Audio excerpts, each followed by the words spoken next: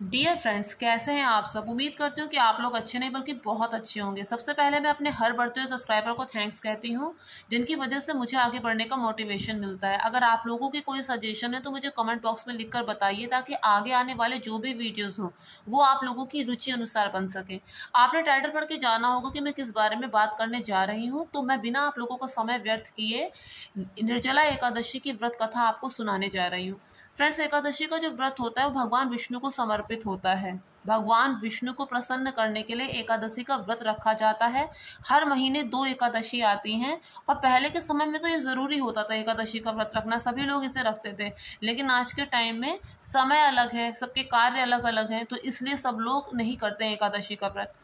तो फिलहाल मैं आपको बताने जा रही थी कि एकादशी, निर्जला एकादशी की व्रत कथा क्या है।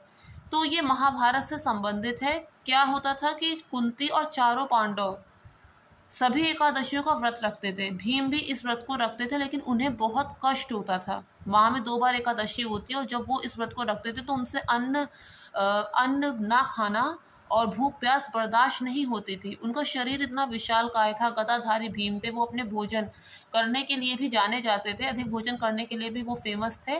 तो ऐसे में उन्हें बहुत कष्ट होता था भूखा प्यासा रहकर एकादशी का व्रत करना। तो एक बार वो वेदव्यास जी के पास गए और उन्होंने प्रश्न किया कि क्या कोई ऐसा उपाय है कि मुझे माह में 2 बार नहीं, सिर्फ एक ही बार, मुझे साल भर में सिर्फ एक ही बार एक ही व्रत रखना पड़े और मुझे समस्त एकादशियों का पुण्य प्राप्त हो जाए और मुझे समस्त एकादशियों का फल मिले। इस पर वेदव्यास जी कहते हैं कि अगर तुम इस निर्जला एकादशी का व्रत करोगे, अगर तुम निर्जला एकादशी जो कि आज है, जेठ माह में ये पड़ती है निर्जला एकादशी, अगर तुम इसका व्रत करोगे तो ऐसा करने से तुम्हें पूरे साल की एकादशी का पुण्य प्राप्त होगा।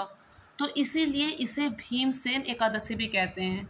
ये एकादशी वर्ष में एक ही बार पड़ती है। इसे मोक्षदायिनी एकादशी भी कहते हैं। कहते हैं जो मानव जन्म होती है वो हमें बहुत ही भाग्य से मिली है, और इसका मुख्य उद्देश्य ये है कि अपने पूर्व जन्मों के पापों को इस जन्म के अच्छे कर्मों से धोना, और कुछ ऐसा कर जाना कि बार बार जीवन मृत्यु के चक्र में हमें ना पड़ना पड़े और मोक्ष मिल जाए, जो कि बहुत कठिन होता है। बहुत ही सुंदर लाइन किसी ने कही थी, बहुत अच्छा कहा था कि याद है मुझे जब मैं इस दुनिया में आया था, याद है मुझे जब मैं इस दुनिया में आया था, रोता हुआ आया था मैं और हंस रही थी दुनिया। एक दिन बदला ज़रूर लूँगा, हंसता हुआ जाऊँगा और रोएगी ये दुनिया। तो यानी कि कुछ ऐसा कर जाएं कि लोग हमारे जाने के बाद भी हमारे अच्छे कर्मों की वजह से हमें याद रखें। यही उद्देश्य है मानव जीवन का। फ्रेंड्स, भीमसेन एकादशी की मैंने कथा आपको सुना दी है, और किस लिए रखी जाती है वो भी मैंने आपको बता दिया है। अगर आप लोगों को मेरा ये वीडियो पसंद आया तो मेक श्योर मेरे चैनल को सब्सक्राइब कीजिएगा, वीडियो को लाइक और शेयर ज़रूर कीजिएगा। फ्रेंड्स, मैं बीच बीच में क्राफ्ट आपके साथ शेयर करती रहती हूँ, जो मैं वेस्ट मटेरियल से बनाती हूँ। अगर आप लोगों को वो पसंद आए तो प्लीज़ मेरे वीडियो को लाइक और शेयर ज़रूर कीजिएगा। Thank you friends, thank you so much.